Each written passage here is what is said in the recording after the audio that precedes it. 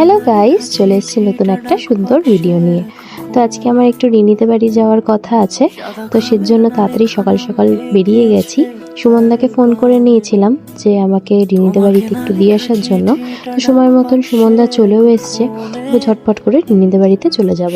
তো গিয়ে দেখছি কি যেন মহারানী তখনও ঘর অন্ধকার করে ঘুমাচ্ছেন।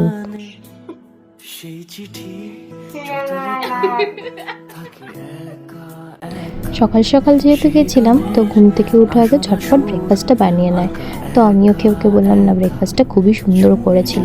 যাই হোক, তারপরে আমরা আমাদের চ্যানেলের ব্যাপারে কিছু প্ল্যান নিয়ে ভাবছিলাম যে ডেলি ব্লগসের পাশাপাশি যদি নতুন করে কোনো কন্টেন্টস আনা যায়। এছাড়াও কোথাও ঘুরতে যাওয়ারও প্ল্যান বানাচ্ছিলাম। এই পাখিগুলো রিনির, খুব কিউট না বলো? পরে আমরা একটা পাশে দোকানে যাই কিছু সবজি কিনবো বলে।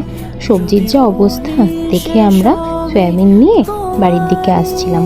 তারপরে দেখলাম ওয়েদারটা এত সুন্দর হয়ে গেছে, মাঝে আর যেন কোনো ক্লিপই নিতে পারিনি, কারণ কিছু শ্যুট আমরা করছিলাম দুজনে মিলে।